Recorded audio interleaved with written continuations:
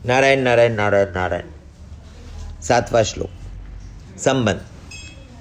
द्रोणाचार्य के मन में पांडवों के प्रति द्वेष पैदा करने और युद्ध के लिए जोश दिलाने के लिए दुर्योधन ने पांडव सेना की विशेषता बताई।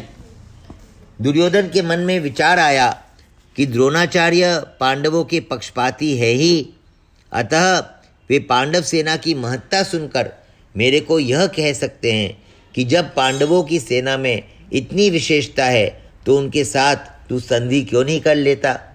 ऐसा विचार आते ही दुर्योधन आगे की 3 श्लोकों में अपनी सेना की विशेषता बताते हैं। ध्यान रखना चाहिए, संजय को जो दिव्य दृष्टि मिली है उससे वो योद्धाओं के मन में जो बात उत्पन्न होती है उसको भी जान लेते हैं।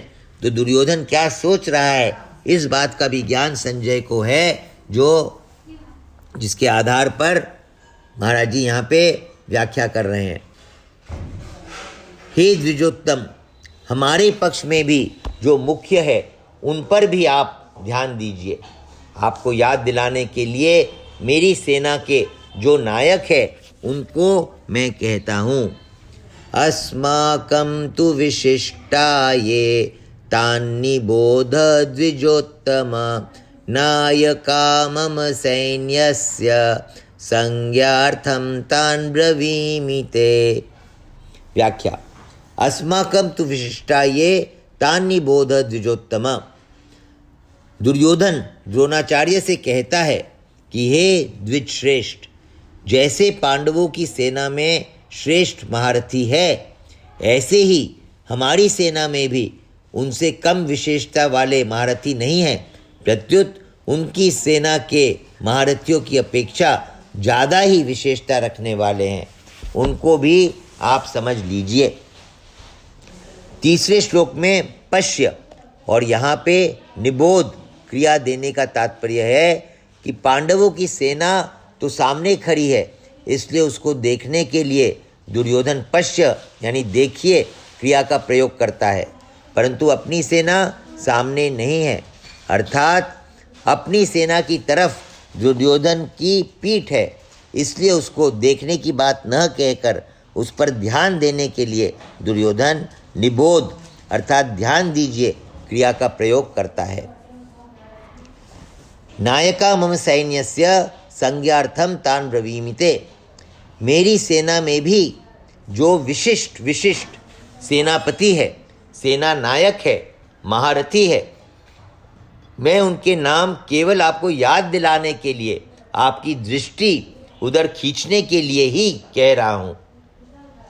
संज्ञार्थम पद का तात्पर्य है कि हमारे बहुत से सेना नायक हैं, उनके नाम मैं कहाँ तक कहूँ, इसलिए मैं उनको केवल संकेत मात्र कहता हूँ, क्योंकि आप तो सबको जानते ही हैं।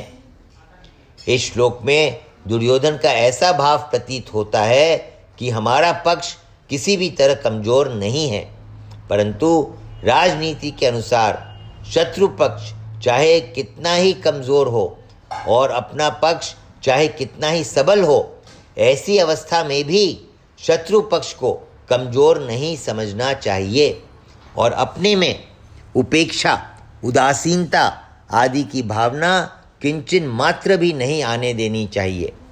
इसलिए सावधानी के लिए मैंने उनकी सेना की बात कही और अब अपनी सेना की बात कहता हूँ। दूसरा भाव यह है कि पांडवों की सेना को देखकर दुर्योधन पर बड़ा प्रभाव पड़ा और उसके मन में कुछ भय भी हुआ। ये बात विशेष ध्यान देने की है कि पांडवों की सेना का प्रभाव पड़ता है और कौरवों की सेना का प्रभाव नहीं पड़ता। इसमें मूल खास कारण क्या है? उनकी एकता, उनके धर्म के प्रति धर्म के साथ खड़ा रहना। कारण की संख्या में कम होते हुए भी पांडव सेना के पक्ष में बहुत से धर्मात्मा पुरुष थे और स्वयं भगवान थे। जिस पक्ष में धर्म और भगवान रहते हैं उसका सब पर बड़ा प्रभाव पड़ता है। पापी से पापी, दुष्ट से दुष्ट व्यक्ति पर भी उसका प्रभाव पड़ता है। इतना ही नहीं, पशु, पक्षी, वृक्ष, लता आदि पर भी उसका प्रभाव पड़ता है। बहुत विशेष बात है। पापी से पापी पर, दुष्ट से दुष्ट व्यक्ति पर, केवल उतना नहीं, पशु और पक्षी पर, वृक्ष और लता पर उसका प्रभाव पड़ता है, कारण कि धर्म और भगवान नित्य है। कितनी ही ऊंची से ऊंची भौतिक शक्तियां क्यों न हो, है वे सभी अनित्य ही। इसलिए दुर्योधन पर पांडव सेना का बड़ा असर पड़ा, परंतु उसके भीतर भौतिक बल का विश्वास मुख्य होने से वह द्रोणाचार्य को विश्वास दिलाने के लिए कहता है कि हमारे पक्ष में जितनी विशेषता है उतनी पांडवों की सेना में नहीं है, अतः हम उन पर सहज ही विजय कर सकते हैं। यहाँ पे भी ये विशेष बात आई, उसके भीतर भौतिक बल का विश्वास मुख्य होने से धर्म का जो विश्वास है, धर्म की जो आस्था है, भगवान पर जो आस्था और विश्वास है, वो भौतिक नहीं है, वो आंतरिक है, वो हमारी भीतर की शक्ति है। और जो भौतिक विश्वास होता है वो उस आंतरिक शक्ति के सामने कमज़ोर पड़ जाती है। तो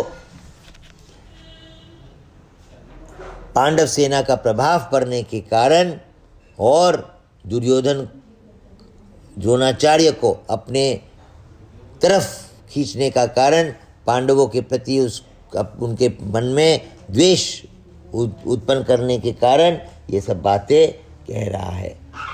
नारायण नारायण नारायण नारायण।